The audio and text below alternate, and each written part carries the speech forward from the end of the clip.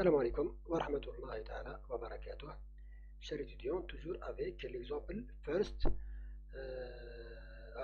my first, d'accord, my first.cc. Alors, maintenant, on a terminé avec l'explication du code source. Ok. Maintenant, on va voir l'affichage. On va jouer avec les paramètres du code source pour modifier l'affichage. Ok. Alors, si on revient à l'affichage, d'accord. Alors, si on revient à l'affichage, toujours, je vais exécuter une deuxième fois, d'accord. Voilà.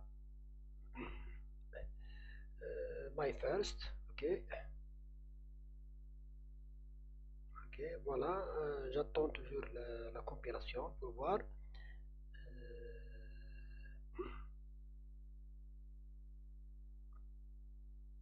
Voilà, d'accord.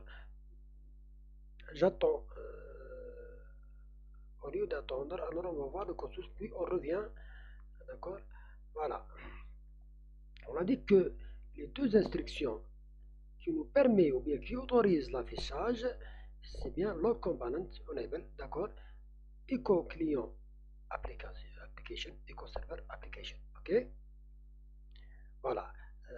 Bien sûr, on peut modifier, d'accord, on peut autoriser seulement les clients d'afficher, ou bien le serveur d'afficher, ou bien interdire les deux à la fois, d'accord. On revient à notre exécution, voilà, à la terminer, d'accord. Bon, il y a un affichage, d'accord. Alors, dans la deuxième seconde, le client a envoyé 1024 au serveur. L'adresse du serveur, c'est 10.1.1.2. Alors, si on revient, d'accord, on a utilisé l'adresse 10.0.0.0, l'adresse réseau.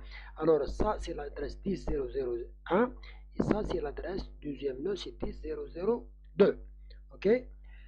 Voilà, j'ai oublié de vous montrer ça, pardon. Alors, ça, c'est 10.0.0.1 et ça, c'est 10.0.0.2. Alors, je reviens au code source. Des fois, j'oublie de vous montrer les images qui correspondent à mon explication. D'accord. Alors, on a dit que l'adresse de base, c'est 10.0.0.0, le masque 255.255.255.0. Alors, la première, alors on a affecté ça aux interfaces des deux machines. Alors, on aura 10.1.1.1 et 10.1.1.2. Alors, pour l'affichage, alors je reviens à l'affichage. Alors, le client a envoyé 1024 à 10.1.1.2.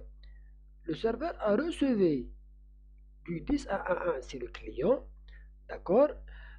Du port, numéro de port du client, on n'a pas spécifié, il a donné aléatoirement le numéro de port, c'est 49153. Le serveur a envoyé, d'accord. Je vais expliquer ça en PowerPoint, c'est mieux, ok. Alors, on a dit qu'il y a une application client qui envoie. Alors, on a le client qui est installé sur cette machine et le serveur qui est installé sur cette machine. Alors, le client est du éco client. Qu'est-ce qu'il fait? Le client envoie un message. Le serveur reçoit bien sûr le message et l'envoie un message d'écho, d'accord, de réponse au client, d'accord. Alors, on a le client qui a envoyé, le serveur a reçu. Le serveur envoie, le client reçoit. Alors, on a quatre événements. Le client envoie, le serveur reçoit, le serveur envoie, le client reçoit. Alors, on revient là, à l'affichage. Alors, le client envoie, le serveur reçoit, le serveur envoie, d'accord, le client reçoit. Ok, c'est bon, c'est clair. Maintenant, bien sûr, le serveur, on a dit que le serveur travaille sur le port 9, mais on n'a pas parlé du port du client. Alors, le port du client, il est aléatoire, il a donné aléatoire, on n'a pas spécifié explicitement. Alors, l'instrument, qu'est-ce qu'il fait? Ça, c'est même dans la réalité, d'accord? Il vous donne, d'accord, un port aléatoire, c'est 49153. Alors, le serveur envoie au client, au port, bien sûr, d'accord? Et le client reçoit, d'accord, from d'accord, du serveur 112 du port 9. Alors, bien sûr, le port 9, c'est le port serveur. OK? Maintenant, on va jouer sur ces paramètres pour vous montrer d'accord, l'utilité des instructions. OK? J'espère que toujours je vais vous montrer les images. Sinon, j'explique sans vous voir les images. D'accord? Par exemple, pour le client. D'accord? Voilà, ça c'est le client. Je vais mettre le serveur en commentaire. Qu'est-ce que ça veut dire? Ça veut dire j'ai autorisé seulement l'application client d'afficher et non pas le serveur. Et je vais une autre fois recompiler. D'accord? Voilà, d'accord. Pardon. Voilà. My first. OK? Bah, toujours, on doit attendre. D'accord? Moi, j'ai quelques applications en arrière-plan. D'accord? D'enregistrement de vidéos. C'est pour cela. Malgré l'exemple, il est simple, mais ça prend du temps. Mais bien sûr, si vous aurez des machines puissantes, le temps de calcul sera dans un fichier simple comme first sera presque négligeable. OK? Voilà, toujours j'attends. D'accord? Maintenant, en principe qu'est-ce qu'on voit? Qu'est-ce qu'on aura comme affichage? On aura seulement le client qui envoie et le client qui reçoit. D'accord? Parce que on veut éliminer l'affichage du serveur. Alors le serveur reçoit et le serveur envoie, on ne voit pas. Tout simplement parce que on a inhibé, on a interdit le serveur d'afficher. D'accord? Et seulement, on a autorisé seulement le client à afficher. OK? Voilà, on va voir ça. Très bien. D'accord, voilà. Alors le client envoie 1024 bits. D'accord? Au serveur. Le client reçoit du serveur. D'accord? Alors on ne voit pas le serveur. OK? C'est-à-dire, pour autoriser le serveur, il faut ajouter cette instruction, d'accord, et bien sûr de recompiler une autre fois pour revenir. Je profite, avant de revenir, je profite de pour jouer par un autre paramètre. Pardon, c'est le max pact, d'accord, max pact. Là, c'est un paquet, d'accord, à envoyer. Maintenant, si j'envoie deux paquets, d'accord, au lieu d'envoyer un seul paquet, on envoie deux paquets. Alors le client envoie un paquet. Le serveur reçoit le paquet, on envoie un autre paquet. Le client envoie un deuxième paquet, d'accord? Parce que ça, c'est le max pact pour le client, d'accord? Pour le client, c'est le paramètre du client. Alors le client envoie un paquet. Le serveur reçoit et répond par un paquet. Le client envoie le deuxième paquet et le serveur reçoit et répond par un autre paquet. D'accord? On va voir ça. D'accord? My first. Voilà. OK? Voilà. Au lieu de. Pardon, d'accord, je n'ai pas montré d'accord l'exécution. Voilà. J'ai exécuté, seulement j'ai exécuté. D'accord? Je reviens à l'explication sur PowerPoint. On profite du temps. D'accord? Voilà. Maintenant, le client, d'accord, le client envoie un paquet. D'accord? Maintenant, le client envoie un paquet. Le serveur reçoit et envoie un paquet. Le client envoie le deuxième paquet et le serveur reçoit et envoie le deuxième paquet. Alors, combien d'événements? Combien d'affichages? Alors, le client envoie le premier. D'accord? Ça, c'est un événement. Le serveur reçoit. C'est un affichage. D'accord? Le serveur envoie. C'est un affichage. Le client reçoit. Ça, c'est pour le premier paquet. D'accord? Pour le deuxième paquet, le client envoie. Pardon, d'accord? Le serveur reçoit. Le serveur envoie. Le client reçoit. Alors, on a 8 affichages. D'accord? On aura 8 affichages. Voilà, il a terminé. D'accord? Voilà, je pense que j'ai pas modifié. Qu'est-ce qui se passe? On va revenir, d'accord? Il y a 4 événements. seulement 4. Pourquoi? Le client, le serveur, je vais voir ça, d'accord, on va voir ça. Alors, max packet, c'est 2, ok, voilà, 2 paquets, voilà, ça c'est, voilà, est-ce que l'affichage est bon? D'accord, c'est 2, d'accord, voilà, max packet, c'est 2, ok, on va voir ça, d'accord, c'est 2 paquets, 2 paquets, il commence à l'instant 2, je termine à l'instant 10, 1, à l'instant 10, ok, tout est bon, où est le problème? D'accord, je vais voir ça une autre fois, je vais recopier, non, d'accord,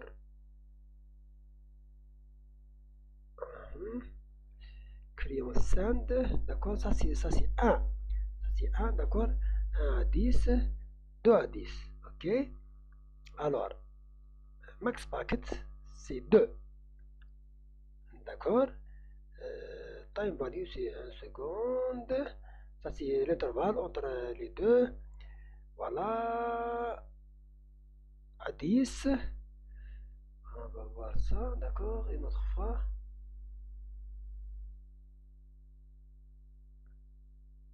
d'accord, je sais pas, je vais voir, d'accord, je vais le compiler, d'accord, my first, voilà, je vais le compiler, en principe, on n'aura pas 4 affichages, mais en principe, on aura 8 affichages, d'accord, ça c'est clair, ça c'est évident, qu'il faut avoir 8 affichages, ok,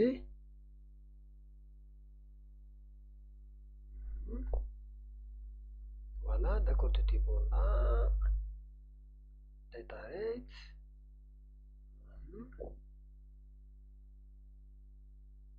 question start, d'accord, 2 secondes, d'accord, j'espère que cette fois-ci ça marche, est-ce qu'elle a terminé bien? Non, elle n'a pas terminé, d'accord, alors je reviens à l'exécution, elle a pris trop de temps, voilà,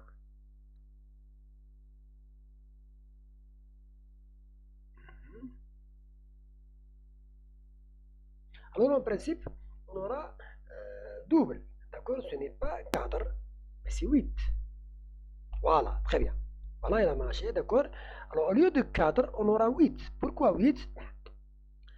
Comme j'ai expliqué, d'accord, alors il y a 2 messages du client qui sont envoyés, alors le client envoie, le serveur renvoie un message d'acquittement, le client envoie, le serveur renvoie, d'accord, alors l'affichage sera doublé. Au lieu de 4 comme la première fois, on aura 8 affichages. J'ai expliqué pourquoi, oui, oui, oui, commentaires, ok. Alors si je double ça, si je fais par exemple 3, j'aurai combien? J'aurai 3 fois 2, 3 fois 2, j'aurai... Non, non, c'est 4, non, 4, 8, c'est 12, ok? C'est 12. Et ainsi de suite, ok? Alors, tout dépend, d'accord? Tout dépend du nombre de paquets, d'accord? Alors, c'est juste pour qu'on voit comment jouer sur les paramètres, ok? Maintenant, je vais vous montrer une chose qui n'existe pas en réalité sur le fichier first, mais on peut la voir dans le fichier second. Mais je veux la montrer rapidement à vous, d'accord? Si j'ajoute une instruction, d'accord, pour l'affichage, d'accord, pour l'affichage. Alors, au lieu, d'accord, on veut sauvegarder des fichiers de traces. Alors, au lieu d'avoir d'affichage comme ça, d'accord, directement comme ça, alors on va voir un fichier de traces. Qu'est-ce que j'ai fait, d'accord? L'instruction enable pcap, d'accord, ou montre ça, d'accord, on va voir ça, d'accord, juste, je vais compiler.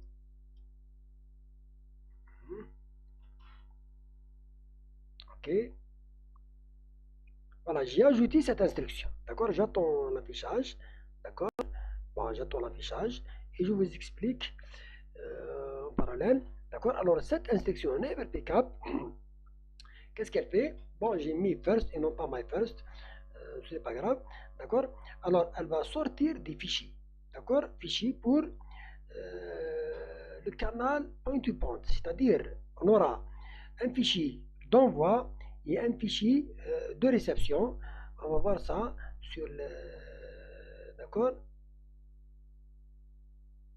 Après l'exécution, d'accord? Voilà, je suis obligé d'attendre toujours. Je pense que je n'ai pas modifié le nombre 2. On aura 8, toujours 8, c'est pas grave. Ok, alors j'ai laissé le nombre 2 d'accord, au lieu de 1. Oui, oui, d'accord, d'accord. C'est pas grave. Voilà, d'accord. Voilà, c'est terminé. Alors on a 8 affichages. Maintenant, on consulte le répertoire Scratch. Bon, ce n'est pas le répertoire Scratch, d'accord, mais le répertoire NS 3, d'accord, 29. On voit deux fichiers qui sont ajoutés, first 00 et first 10. D'accord?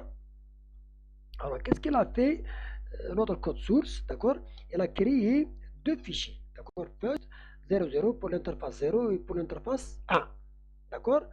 Alors, au lieu d'avoir un affichage comme ça sur l'écran, d'accord, cet affichage est sauvegardé dans des fichiers. D'accord? Pour constituer ce fichier, d'accord, pickup, pour constituer ce fichier pickup, vous avez plusieurs méthodes, plusieurs outils pour visualiser le fichier pickup. D'accord? Fichier pickup. Parmi les outils, on peut utiliser l'outil sur Linux TCP dump. TCP dump, d'accord? Voilà, pardon, je vais montrer ça, d'accord? TCP dump avec quelques paramètres, d'accord? First, voilà, par exemple, je mets, d'accord, 00, d'accord? 00, pk, d'accord? Vous aurez un affichage. Alors, au lieu d'avoir un affichage sur l'écran, l'affichage sera sauvegardé dans un fichier. C'est ça, ok? On va montrer ça en détail dans le fichier second, ok? Pour afficher le fichier 1, je vais montrer ça, d'accord? Fichier 1. Maintenant, je peux lire ça, ce fichier, d'accord? Voilà, je vais montrer ça, d'accord? Je peux lire les deux fichiers utilisant le Wireshark, d'accord? Alors, c'est un outil, d'accord? Le Wireshark, vous connaissez le Wireshark. Alors, le Wireshark, c'est un outil pour capturer le trafic et analyser le trafic. Bon, le Wireshark, on peut l'utiliser pour lire les fichiers pickup. Alors, qu'est-ce que je fais? Je fais Open. D'accord? Ce n'est pas montré sur l'écran, je ne sais pas pourquoi. D'accord? Open. D'accord? Voilà, c'est NS3. D'accord? Ordinateur. D'accord? C'est NS3, répertoire NS3. NS1, d'accord? Fichier pickup. Voilà, d'accord? Voilà, d'accord? First. Non, c'est le fichier, d'accord? Voilà. Maintenant, le fichier first 001. Voilà, d'accord? Je ne sais pas ce qu'il est montré sur la vidéo, mais non. Voilà. Maintenant, on a ouvert le fichier, d'accord, 01, 00. D'accord, c'est bien, d'accord, 00. Voilà, c'est ça. D'accord? On peut lire mieux que l'affichage sur l'écran par, d'accord, par l'application TCP client, UDP client plutôt, et l'application UDP serveur. C'est, voilà, de voir, d'accord, voilà, time, source, destination, protocol UDP, length, d'accord, total et info, d'accord. Ça pour voir l'application, d'accord. Alors la source, le nœud 0, d'accord, à envoyer à la destination, d'accord. Utilisons le protocole UDP, la taille du protocole, d'accord, la taille du paquet plutôt, d'accord, plus l'entête là, d'accord, total length, d'accord, voilà, et ainsi de suite. Ok, alors là, ça c'est le protocole 49.283 au protocole au port 9, d'accord. Maintenant c'est le contraire. 2 qui a envoyé à 1, d'accord, une UDP, d'accord, 9 à envoyer, le protocole 9 le port 9 à envoyer, et ainsi de suite, d'accord. Là, c'est l'explication. Si vous voulez plus d'explications, bien sûr, ça c'est un prérequis. Il faut connaître, d'accord, l'outil Wireshark, comment, d'accord, ce n'est pas un tutoriel pour vous montrer comment travailler avec le Wireshark. Juste, qu'est-ce que j'ai fait là, d'accord, je voulais juste vous montrer comment une autre façon d'afficher les données. Alors, au lieu d'afficher les données à l'écran directement, alors on peut les sauvegarder dans un fichier de traces et les utiliser et l'analyser. Soit utilisant, par exemple, comme le Wireshark, comme ça, d'accord. Voilà, d'accord, je vais vous montrer le Wireshark. Soit utilisant, par exemple, le TCP dump, d'accord, l'outil TCP dump de Linux. Soit vous utilisez vos fichiers de traces pour lire ces fichiers. D'accord. En tous les cas, je vais, Inch'Allah, vous consacrer tout un tutoriel sur les fichiers de traces. Parce que la simulation sans des fichiers de traces, ça n'a pas d'importance. Il faut par la suite accéder à ces fichiers de traces et dessiner des courbes et pour évaluer la performance de votre réseau généralement, bien de votre protocole si tu as modifié votre protocole en un autre protocole. Ok. L'essentiel pour nous, on a terminé avec dans cette séance, d'accord, dans cette vidéo, avec le fichier myfirst.cc. Dans la vidéo prochaine, Inch'Allah, on va voir le fichier second, d'accord, .cc, Inch'Allah.